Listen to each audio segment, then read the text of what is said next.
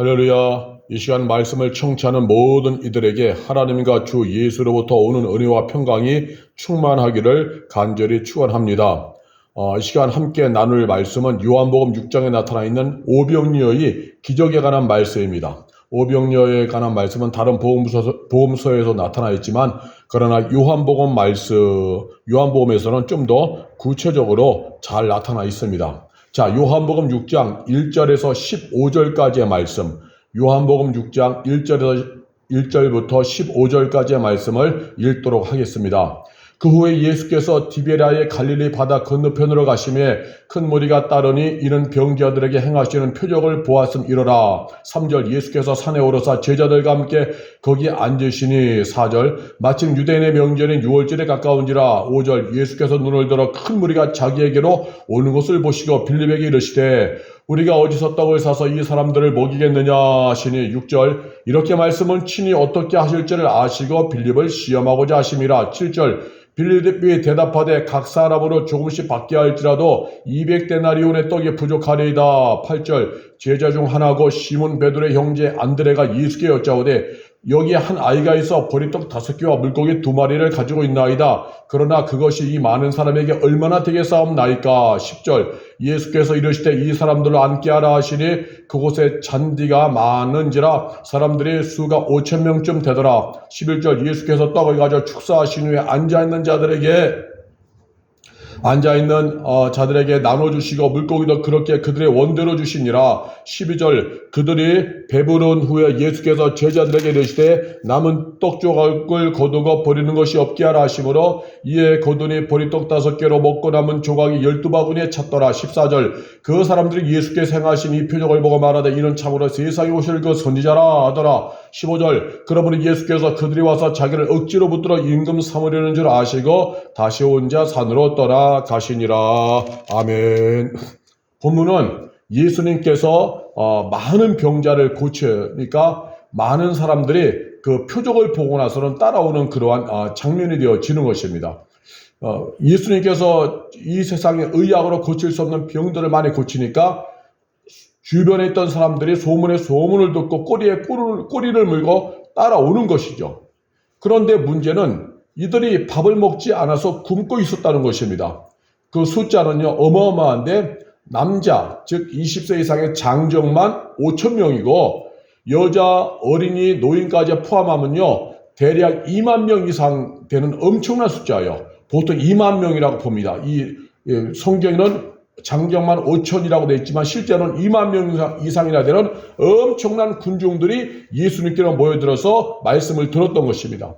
그래서 예수님께서 그들을 보시니까 연민의 마음이 들어온 거죠. 불쌍히 여기는 마음. 그래서 뭔가 해주고 싶은 거예요. 먹이고 싶은 거예요. 그래서 5절 말씀을 보니까 예수님께서 빌립에게 물어보십니다.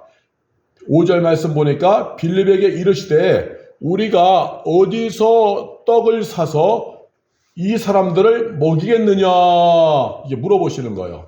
여기서 어디서 떡을 사서 어디서란 원어의 의미는 신약 성경은 헬라어로 쓰여져 있기 때문에 헬라어 원어의 의미를 보면은 어떤 장소, 상태, 근원, 원인에 대해 어디서부터 즉 어디서의 헬라어 원어의 의미는 어떤 장소, 상태, 근원, 원인에 대해 어디서부터라고 하는 의미입니다. 즉 어떤 장소에서 떡을 가져올 수 있느냐, 떡을 가져올 수 있는 근원이 어디냐, 어디로부터 떡을 공급받을 수 있느냐라고 예수님이 이제 말씀하신 거죠. 단순히 어디서부터 장소의 개념이 아니라 어디서라고 하는 그 말에는 원어의 의미는 근원과 원인이기 때문에 단순히 어디가 아니라 어느 떡을 가져오는 그 근원이 어디겠느냐.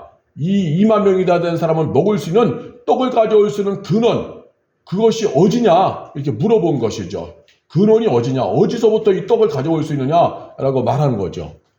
예수님이 염두에 두고 물어봤을 때 어디서는 어디냐? 하늘이죠.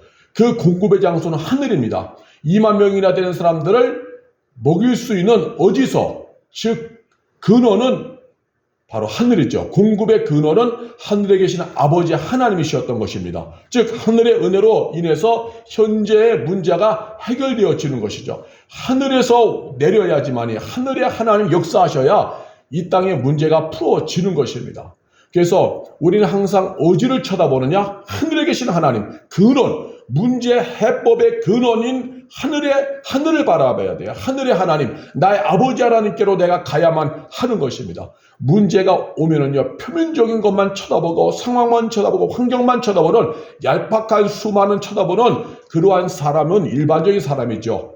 일반적인 사람, 믿음이 없는 사람. 그러나 우리는 전능한 창조주 하나님을 아버지라고 믿습니다. 하나님이 모든 것을 합력하여서 우리에게 가장 좋은 것을 주신다는 걸 믿고 있죠. 하나님께 모든 역사의 우주 만물의 주권이 있음을 믿습니다. 그래서 우리는 어떤 그 문제가 있을 때마다 어떤 일을 또 감당해야 할 때마다 어떤 일을 처리해야 될 때마다 우리는 항상 어디서를 환경과 사람으로 보면 안 돼요. 어디서, 즉 인맥, 라인, 힘 있는 사람들이 있는 그런 곳을 쳐다보면 안 되고 우리는 항상 어디서 저 하늘을 바라봐야 되는 겁니다. 하늘.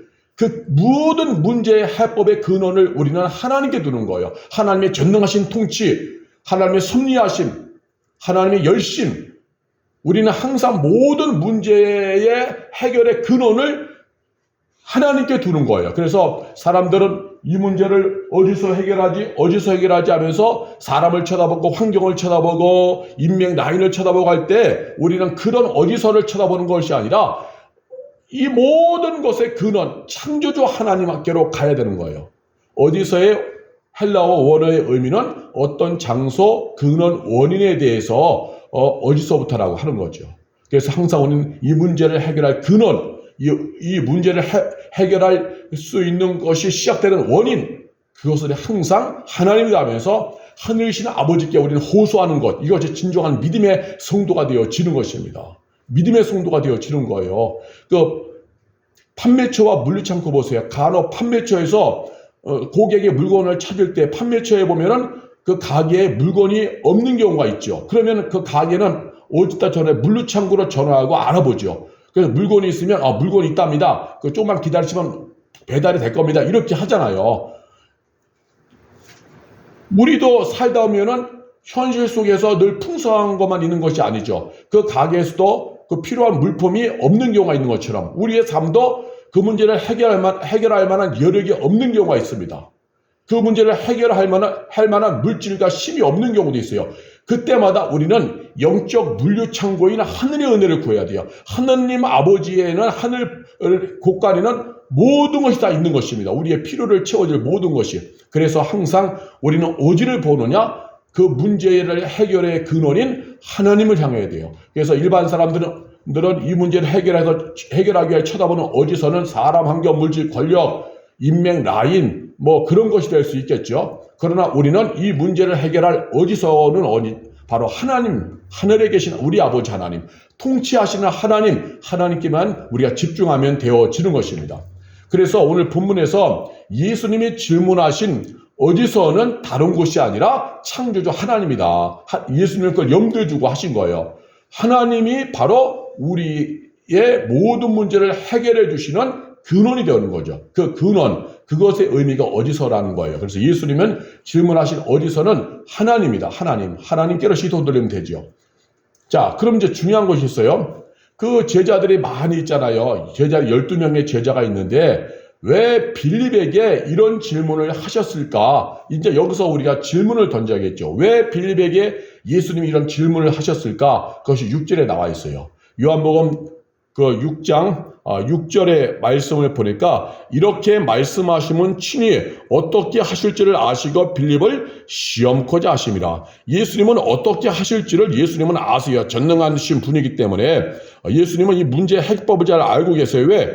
예수님은 어디서를 하나님 창조주 하나님으로 믿고 있기 때문에 하나님으로부터 모든 그런 것이 다 흘러오기 때문에 해결된다. 그래서 예수님은 알고 계신 거예요. 그런데 이 빌립은 이 문제의 출처, 문제가 해결될 근원을 무엇으로 생각하고 있을까 해서 테스트해 보고자 예수님이 빌립에게 물어본 것이죠. 질문을 하신 것입니다. 이렇게 말씀하시면 친히 어떻게 하실지를 아시고 빌립을 시험하고자 하심이라. 시험의 원어의 의미는 자세히 조사하다, 증명하다요. 시험의 원어의 의미, 즉 헬라어 원어의 의미를 보면 빌립을 시험하고자 하심이라. 이 시험의 원어의 의미가 자세히 조사하다, 증명하다. 자세히 조사하다, 증명하다. 그럼 뭘 조사하느냐? 빌립이 어느 정도 수준인지 알아보려고 문제를 던지신 거죠. 예수님께서는 그동안 제자들을 말씀으로 먹이시며 훈련을 시켰잖아요. 이제 어느 정도 훈련시키니까 이제 빌립을 향해서 과연 빌립이 영적인 수준이 어느 정도로 올라섰을까 자세히 조사해 보려고 지금 시험하신 거죠. 그래서 이 많은 사람들에게 떡을 먹여야 되는데 어디서 떡을 사야 될까? 이렇게 물어본 것이죠. 예, 그동안 빌립이 이 믿음이 어느 수준으로 올라섰는지 알아보려고. 그러면 빌립은 뭐예요? 그 자신이 이제 증명을 해야 되죠. 왜냐하면 시험의 의미는 자세히 조사하다와 증명하다 있거든요. 예수님은 자세히 조사해 보려고 질문을 했으면 자세히 조사하다와 증명하다의 의미가 있으니까 빌립은 이제 증명을 해야 되죠. 증명을. 이 문제를 어떻게 푸느냐에 따라서 빌립의 영적 수준, 믿음의 수준이 증명되는 것입니다. 그리고 그 드러난 믿음의 수준에 따라서 그 수준만큼만 예수님이 일을 맡기시고 쓰시는 거예요. 예수님은 절대로 믿음의 수준 이상으로 절대로 안 쓰십니다. 왜? 할 수가 없으니까요. 지게를 보면요, 지게. 지금은 지게가 많이 사라졌지만 과거에 지게를 들 때 보면요, 힘 있는 어느 사람들이 지게를 질 때는 많이 거기다가 짐을 걷다가 올려놔요. 그러면 노끈해지거든요. 그래서 힘 없는 사람이 지면요, 그 수준만큼밖에 짐을 못 실어요. 왜? 조금만 더 무겁게 하면요, 일어설 수가 없어요. 지게를 지고 일어설 수가 없고, 일어선다 해도 뒤뚱뒤뚱하다 옆으로 기울어서 다시금 쓰러뜨릴 수밖에 없죠. 짐을 망가뜨리는 거죠. 그래서 지게를 질 때도 그 수준만큼만 그 짐을 거기다가 올려놓는 것입니다. 지금 빌립에게도 지금 예수님께서 시험하신 거다. 즉 저의 이 빌립이 지금 어느 정도 믿음이 올라왔는가 자세히 조사해 보시기 위해서 시험하시는 거죠. 그럼 빌립은 증명해야 돼요. 주님은, 오늘도 예수님은 현실 속에서 다양한 사건과 문제를 통해서 우리를 테스트 시험하십니다. 우리의 영적인 수준, 믿음의 수준이 어느 정도인지 예수님은 오늘도 자세히 조사하시는 거예요. 자세히 조사하세요. 왜 조사하시느냐? 예, 시험하면서 왜 조사하시느냐? 이 일을 맡길지 안 맡길지를 테스트해 보려고. 그 테스트의 결과로다가 이제 이 일 맡길지 안 맡길지를 결정하시는 거예요. 그러면 우리는 어떻게 되느냐? 증명해야 되죠. 내가 이런 믿음이 있습니다. 예수님, 저는 이런 믿음의 수준입니다. 전 영적으로 이렇게 내가 그동안 영적으로 내가 이렇게 와서 이 정도의 수준입니다 하면서 우리는 드러내야 하는 것입니다. 살면서 우리는 지금 물질주의 시대이기 때문에 물질로 인하여 때는 어려울 때가 많아요. 물질로 인해서. 그때에도 우리는 그 물질 앞에서 이 물질을 해결해 주시는 근원이 되시는 아버지 하나님을 구하는 거. 어디서? 하나님밖에 없다. 하나님을 향해서 구할 때 우리는 능히 내 믿음이 드러나는 거죠. 아, 이 사람 믿음은 좋구나. 그런데 그렇지 않으면은 우리가 신앙이 요 정도밖에 안 된다는 것을 보여주는 것입니다. 자, 그러면 이제 빌립이 어떻게 했을까? 빌립의 대답을 보면은요, 자, 빌립이 이제 증명하는 거예요. 예수님이 시험해 보는 거예요. 조사해 보려고 빌립의 영적인 수준, 믿음의 수준, 네가 그동안 말씀을 그렇게 들었으면서 얼마만큼 믿음이 올라왔느냐? 예수님이 자세히 조사해 보려고 시험하신 거예요. 그럼 빌립은 증명해야 돼요. 근데 어떤 증명을 내보이느냐? 7절 말씀 봅니다. 요한복음 6장 7절에 보니까 빌립이 대답하되 각 사람으로 조금씩 받게 할지라도 200데나리온의 떡이 부족하리이다. 대답하는 거예요. 200데나리온의 떡이 부족하리이다. 지금 어디서 예수님이 원하셨던 어디서는 문제의 근원인 하나님 계신 곳인데 지금 빌립은 현실 속에서 물질 돈으로다가 지금 말하고 있는 거예요. 1데나리온은 노동자의 하루 품삯입니다. 그러니까 200데나리온은 200일 품삯. 크게 보면 1년 노동자의 품삯에 해당되는 거죠. 빌립의 대답은 200일 품삯이라는 어마어마한 돈으로 빵을 사온다 해도 여기 모여있는 군중 2만 명에게 부족합니다. 그러니까 결국 뭐예요? 절대 부정으로 될 수 없습니다. 왜? 우리 수중에는 200데나리온이 없기 때문에 200일의 품삯에 해당되는 200데나리온이 없기 때문에 여기 있는 사람에게는 먹일 수도 없습니다. 또 200데나리온의 떡을 사와도 이 사람들을 다 먹을 수도 없습니다. 더 많은 돈이 필요합니다. 그런데 우린 돈이 없잖아요. 그러니까 안 돼요 하면서 절대 부정으로다가 빌립이 대답한 거예요. 이 많은 사람을 절대로 먹일 수가 없다라고 대답한 것입니다. 왜 이런 말을 했어요? 공급처를 어디서를 하늘이 아닌 현실의 돈주머니만 생각했기 때문에, 지금 계산만 했기 때문에 사람이 많고 사람들은 많이 몰려왔고 군중들은 2만 명이나 지금 있고 제자들의 돈주머니는 빈약하기 때문에 그 빈약한 현실만 주목했기 때문에, 아무것도 없는 가난한 형평만 주목했기 때문에 뭔가 넉넉함도 없는 그 가난한 현실만 쳐다보았기 때문에, 그래서 부족하다, 아무리 계산해도 답이 안 나온다, 될 수가 없다, 우리 주머니는 텅 비었다, 그 일은 할 수 없다, 도저히 저 사람들에게 먹일 수 있는 우리는 실력이 없다, 불가능한 일이야 라고 하는 현실적인 계산에만 집착하고 있었던 것입니다. 이게 왜 빌립의 대답이었던 거예요. 오늘 우리 이 말씀 드리면서 혹시 나는 이렇지 않은가 한번 생각해 봐야 됩니다. 평생에요, 내가 만일 빌립의 이런 말을 하면서 이런 현실적인 답만을 구하고 이런 계산을 하면서 간다면요, 우리는 하나님의 전능하신 역사를 평생 동안에 경험해 보기가 힘들 겁니다. 하나님의 역사를 경험할 수가 없어요. 왜냐하면 우리가 믿을 때에 이 현실을 초월하여 하나님의 하심을 믿고 기도하며 믿음의 행진을 할 때에 하나님이 일하시는 역사를 우리가 볼 수 있고 은혜비가 내리거든요. 그런데 빌립처럼 이렇게 현실적인 계산으로만 끝마치는 이러한 영적인 수준으로만 있다면은, 이러한 저급한 믿음의 수준으로 있다고 한다면은 하나님의 역사는 경험하지 못하는 거예요. 창조주 하나님은 우리 아버지로 다가오셨는데, 우리를 위하여 무엇이든지 다 하시고자 하는 아버지로 다가오셨는데, 그 하나님 위대한 역사를 우리는 경험할 수 없는 겁니다. 자, 반면에 예수님을 보시기 바랍니다. 예수님은 그 일을 어떻게 하실지를 이미 작정하고 계셨다. 6절에서 말씀했습니다. 예수님은 이미 그 일을 하기로 결정하신 거예요. 이미 이 모든 문제를 해결할 근원이 아버지 하나님이기 때문에 아버지 하나님을 바라보니까 예수님은 다 가능하다, 이미 답을 내렸고 빌립을 한번 시험해 보려고 그에게 질문을 던진 것 뿐이었죠. 그런데 빌립의 합리적이고 계산적인 생각이 장애물이 된 거죠. 그리고 본인은 자신의 영적인 수준이 이것밖에 안 된다 하면서 스스로가 증명해 버린 것이에요. 여러분, 오늘 우리도 살아가면서 수많은 어려움을 당할 수 있습니다. 정말 수많은 난관을 당할 수가 있어요. 그런데 우리가 그런 것 가운데서 내가 없음으로 인하여, 성경이 힘듦으로 인하여서 원망하고 불평하고 무력하게 있다면은 우리는 빌립보다 더 못한 수준이라는 것을 스스로가 증명해내는 것입니다. 스스로가 나타내 보이는 거, 이 얼마나 비극입니까? 그 인생 속에는 하나님이 하시는 창조 역사, 은혜 역사가 일어날 수가 없어요. 우리는 오직 믿음만이 중요한 겁니다. 믿음으로다가 하나님을 바라보면서 하나님이 기뻐하는 믿음의 말을 선포해야 하는 것이죠. 자, 이런 상황 속에 있을 때 안드레가, 예수님의 제자 중에서 안드레가 보리떡 5개와 물고기 2마리를 가지고 있는 소년을 예수님께로 인도합니다.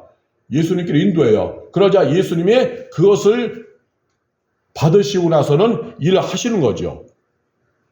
8절에 보니까 제자 중 하나 곧 시몬 베드로의 형제 안드레가 예수께 여짜오되 여기 한 아이가 있어 보리떡 5개와 물고기 2마리를 가지고 있나이다 하면서 예수님께로 데려오는 거예요. 그래서 예수님께서 그것을 통하여서 이제 일하시는 거죠. 어떻게 일하시느냐? 9절에 보니까 여기 한 아이가 있어 보리떡 5개와 물고기 2마리를 가지고 있나이다 하면서 안드레가 가지고 오니까 예수께서 10절에 이르시되 이 사람들과 함께 앉게 하라 하시니 그곳에 잔지가 많은지라 사람들이 앉을 수가 5,000명쯤 되더라. 그래서 11절에 예수께서 떡을 가져 축사하신 후에 앉아있는 자들에게 나눠주시고 물고기도 그렇게 그들의 원대로 주시냐. 떡과 물고기를 한없이 그냥 나눠주시는 거예요. 이것이 계속 생겨나는 거예요. 신비한 일이죠. 신비한 일. 근데 되는 거예요. 왜? 하나님이 하시니까. 하나님이 모든 문제 해법의 근원이니까, 창조자 하나님을 바라보고 하니까 하나님으로부터 하늘의 은혜가 흘러와서 그 보리떡이 줄지 않고 물고기가 줄지 않고 2만 명의 사람들이 계속 먹을 정도로 계속 생겨나는 이 신비한 기적의 역사가 일어난 거예요. 그리고 그것으로 끝난 것이 아니라 모두가 다 배불리 먹은 거예요. 배불리 먹고 예수께서 제자들에게 이르시되 남은 조각 더 거두어라 하니까 그 13절에 보니까 이에 거두니 보리떡 5개로 먹고 남은 조각이 12바구니에 찼더라. 12바구니만 남을 정도로, 배불리 먹고 12바구니나 남을 정도로 된 거죠. 이런 놀라운 역사가 일어난 거예요. 하나님의 기적이죠. 그래서 우리는요, 정말 안드레처럼 그냥 예수님께로 가면 돼요. 안드레가 보리떡 5개와 물고기 2마리를 가지고 있는 소년을 예수님께 인도했듯이 그냥 우리는 하나님께로 가면 돼요. 주께로 가면 됩니다. 그럼 주께서 우리의 처지와 형편이 정말 별 볼 일 없지만 하나님은 그 가운데 은혜를 부어주는 거예요. 뭐 때문에? 믿음을 보시고 내가 부족하고 연약해도 하나님 되게 하시는 것입니다. 예수님께서 결국 안드레가 이끌고 온 보리떡 5개와 물고기 2마리를 받으시고 나서 일하신 거죠. 그래서 하나님은 믿음을 통해 일하신다. 믿음을 통해 일하신다. 따라서 해보시길 바랍니다. 하나님은 믿음을 통해 일하신다. 하나님은 믿음을 통해 일하신다. 따라서 어떤 환경에서도 내 믿음을 드러내고 증명해 보여야 돼요. 증명해 보여야 됩니다. 그 증명해 보이려면 어떻게 되느냐? 평상시에 내가 기도와 말씀에 영적인 길을 가야 돼요. 꾸준히 성화의 길, 내 믿음을 끊임없이 변화시켜서 장성한 자의 길을 가는 성화의 길, 믿음의 길을 끊임없이 갈 때에 어느 순간에 주님이 다가오셔서 우리를 테스트할 때마다 우리는 넘어지지 않고 믿음을 드러내는 거예요. 내 믿음의 수준을 드러내는 거예요. 그럼 하나님이 기뻐하시고 그 믿음을 통해서 일하시는 것입니다. 믿음을 통해서 일하시는 거예요. 결코 사람 숫자, 환경, 재정에 좌우되어서 일할지 안 할지 결정하면 안 됩니다. 그거는 내가 스스로 그런 쫌생의 믿음, 약한 믿음, 연약한 믿음이라는 걸 스스로가 증명해서 드러내 보이는 거예요. 안드레처럼 2만 인분의 1인분. 왜냐하면 1인분이 소년의 도시락이었으니까 2만 인분 대 1인분의 비율이라 할지라도 2만 대 1 비율이라 할지라도 하나님께 시선 고정하면서 하나님 앞으로 나오면 되는 거예요. 실제로 2만 인분 대 1인분의 취약의 상황이라 할지라도 믿고 맡기니까 그 1인분이 2만 인분을 다 먹여 살리고 먹고도 12강주리가 남는 기적이 일어난 것이죠. 그러므로 이제 우리는 쫌생이에서 벗어나야 돼. 쫌생이. 뭐 하나만 있으면 죽겠다, 큰일 났다, 안 된다. 이 쫌생이에서 벗어나야 됩니다. 숫자에 얽매이는 계산적인 현실주의에서 벗어나야 돼요. 쫌생이. 조금만 뭐 하면 그냥 힘들고 어렵고 한숨 푹 쉬는 쫌생이. 예? 정말 아주 조그만 그 신앙. 예? 조금만 어려움 당하면 한숨 푹 쉬고 주변 사람들까지 힘들게 할 정도로 주름 빠지는 부정적인 얘기나 하고 원망 불평 얘기하고 현실주의 낙심 낙담하는 얘기만 하고 그러는 거. 이 쫌생이 여기에는 절대로 하나님 역사 일어날 수 없어요. 숫자에 얽매이는 계산적인 현실주의에 이러한 사람은 예수 믿는 사람이라 할 수 없어요. 여기에는 하나님 역사 일어날 수 없습니다. 구약성에 보면은 이스라엘 백성이 약속의 땅 가나안에 들어가기 앞서 12명의 정탐꾼을 보냈을 때 10명의 정탐꾼들이 하는 말이 쫌생의 말이었죠. 거기에는 정말 안악자손 장대한 사람들이 있습니다. 그 땅에 들어갈 수는 없습니다. 우리는 메뚜기입니다. 가면 다 죽습니다. 쫌생의 숫자와 규모의 가치에 얽매이는 쫌생의 하나님이 이들을 거부하시고 이들에게 동참했던 이스라엘 출애굽 1세대들 하나님 다 거부하시고 광야